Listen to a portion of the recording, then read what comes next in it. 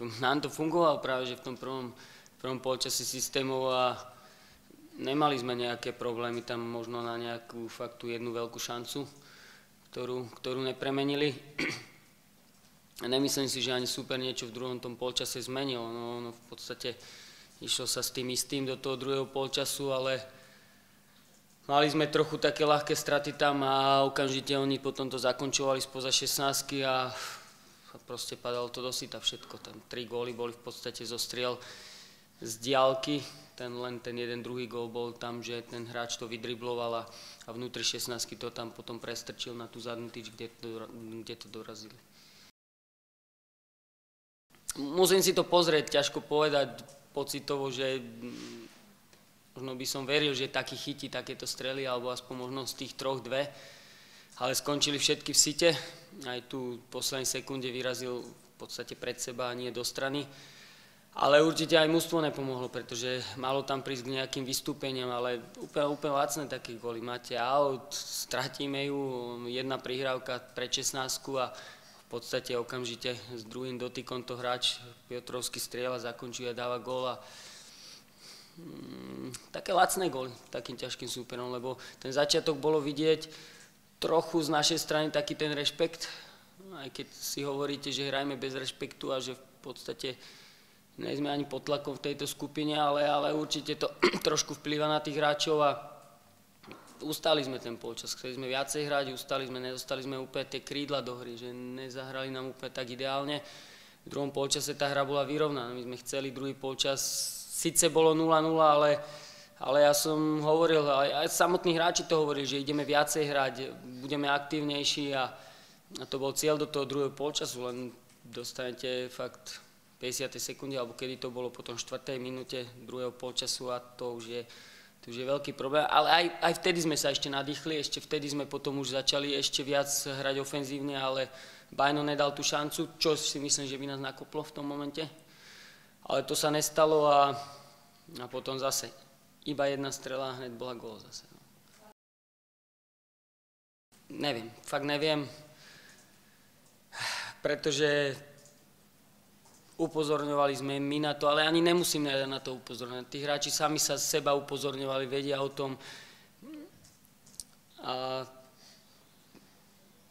Dobre, je to futbalové, keď v prvých 15 minútach druhého polčasu dostanete gól, a nemôžete dostať v prvej minúte. Znovu s Lechom to isté, že v prvej minúte a aj v lige sa nám to stáva, že to sú obrovské chyby, toto sa nemalo, lebo keď ustojíte tých prvých pár minút, ten zápas sa začne vyvíjať, začne sa otvárať, tak ja v podstate sa on aj otvoril, už to bolo v tom poli vyrovnané a trochu sa vám otvoria tie bloky, aj náš, aj ich a máte viacej priestoru na tej manévre, dojdu k tomu striedania, takže ten zápas sa vyvíja, ale sú to chyby, no, sú to veľké chyby, keď takto inkasujete skoro. My sme nevedeli, či Tekpety bude zľava alebo správa, môže hrať aj tak, aj keď pravdepodobné bolo, že bude správa a majú rýchlostné krídla. Preto Šulek, ktorý je rýchlostný typ, hral wingbacka a zase Koštena, ktorý vie dobre pracovať s tým priestorom, hral nám stopera. Preto na 5 v defenzíve, pretože pokiaľ ten súper má výrazne tú kvalitu v ofenzíve vyššiu, tak je to dosť ťažké v tej štvorke sa posúvať a oni tam nájdu tie skulinky, čo ukázali aj teraz proti predobrannej formácii a si myslím, že tam z pohľadu defenzívy sme to mali pod kontrolou ten prvý polčas. Tam, dobre, tá jedna šanca, potom nejaké 2-3 také, ani nie že šance, ale nejaké situácie, ktoré im tam vyšli ich kvalitou, ale to všetko bolo v poriadku a druhý polčas boli strely. Neboli to ani nejaké vyslovene vykombinované veci, boli to strely spoza 16, ktoré sme inkasovali. Tak určite to není ľahké, ako zase on je sebavedomý, on dneska mal aj narodeniny, ale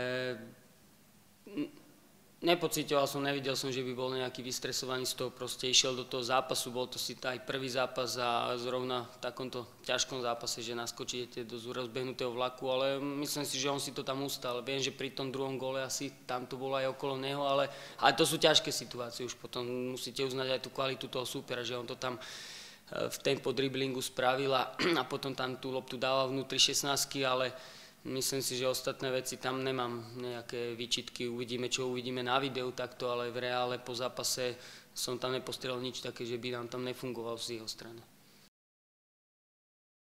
Lebo nám to fungovalo s Dniprom, pretože nám to tam dosť fungovalo v tom strede a oni spolupracovali veľmi dobre, aj Kivadlovo, aj ten Bajnovič potom bolo o niečo vyššie a aj platný v tej ofenzíve, čo aj v druhom polčase, že sa tam v podstate dostával z tej druhej vlny a tým pádom potom sme mali možnosť teda Oforio samozrejme a naľavo som mal výber medzi Azangom alebo Bernátom, takže tam som sa rozhodol pre Bernyho, lebo ono to je krídlo a v podstate pracoval stále v tom priestore tej ako keby desinky v inom systéme, keby sme hrali 4-3-3, tak je to ten istý priestor. Tiež nezahral úplne ideálne, nebol úplne v zápase, možno není úplne zvyknutý behať toľko bez lopty, ak sme behali ten prvý polčas a potom sa nedostal do takej svojej pohody. Preto tam prišiel aj potom Erik a Erik mal tam tú stratu pred tým gólom, ale inak slušný zápas na to, že netrénoval. Dneska to vyskúšal ešte ráno na bežiacom páse iba tú nohu a hovoril teda, že mu to povolilo, tak sme ho dali do zápasu. A Bernáta v podstate aj z takého hľadiska, že trošku taktickejší je ako dajme tomu Azango, pretože jasné, že keď dojete na Ludogorets, musíte aj pracovať v tej defenzíve a pracovať dobre takticky, tak preto som sa aj pre neho rozhodol.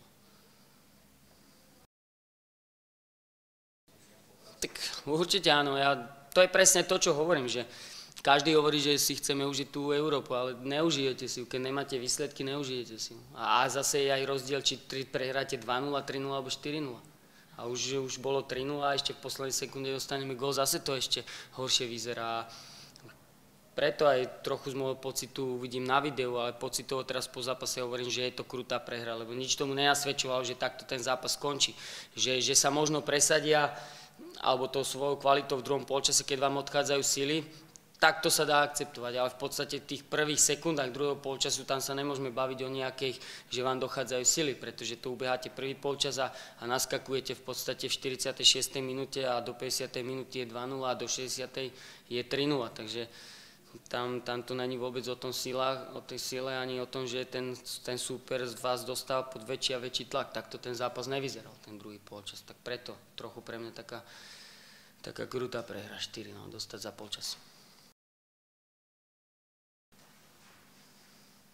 Je to veľa, samozrejme je to veľa, hlavne v Michalovciach prvý polčas sme mali excelentný, aj z pohľadu ofenzívy, aj v defenzíve sme v podstate tam nemali žiadny problém a naskočíme druhý zápas, ale tam som videl trošku ako keby také zľahčovanie si, ale tuto rozhodla tá kvalita toho súpera, že dokázal to využiť a hovorím, boli to nie, že úplne že lacné góly, ale neboli to úplne vypracované, že vás vyťukajú, rozoberú vám obranu, ale boli to strely a je to dosť, je to fakt veľa gólov.